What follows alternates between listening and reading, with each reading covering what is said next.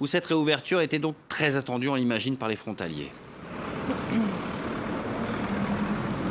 Oui, et spécialement par les Français, puisque vous le savez, ces 3 mois de restrictions, ils ont été particulièrement mal vécus côté français. Il faut se souvenir qu'à la mi-mars, lorsque l'Est de la France est devenu l'un des principaux foyers épidémiques du pays, eh bien, les Allemands ont installé des barrières sur les 34 voies d'accès secondaires entre l'agglomération de Forbach et la voisine allemande Saarbrück.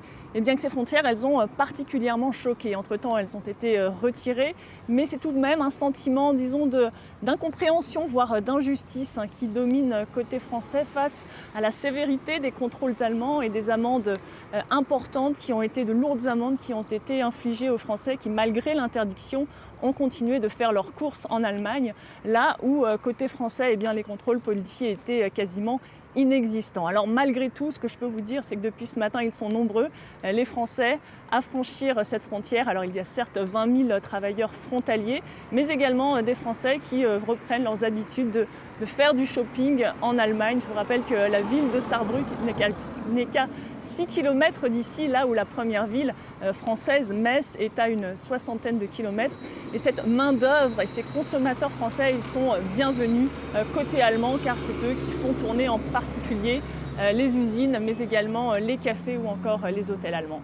Oui, vous parliez de cette incompréhension de la part des frontaliers. Il faut dire que cette réouverture, elle s'est accompagnée de nombreux couacs entre Paris et Berlin. Absolument, et la semaine encore, le ministre allemand de l'Intérieur parlait du 16 juin pour la levée de l'ensemble des contrôles et non plus du 15. Alors de quoi susciter la colère des élus locaux des deux côtés de la frontière qui depuis le début militent pour une réouverture rapide de cette frontière, et puis également de quoi susciter l'interrogation au moment où les deux ministres de l'Intérieur juraient de mieux collaborer à l'avenir sur cette épineuse question de la frontière. Alors pour célébrer cette amitié franco-allemande qui a été mise à rude épreuve au cours des 3 derniers mois, les élus locaux des deux pays prononceront une déclaration commune sur le pont de l'amitié qui unit la France et l'Allemagne. C'est à 13 km d'ici. Et donc ce sera à 10h et il sera donc question de tourner la page de ces 3 derniers mois et de parler d'une seule voix. Merci beaucoup Karina Chabour, depuis l'ancien poste frontière de la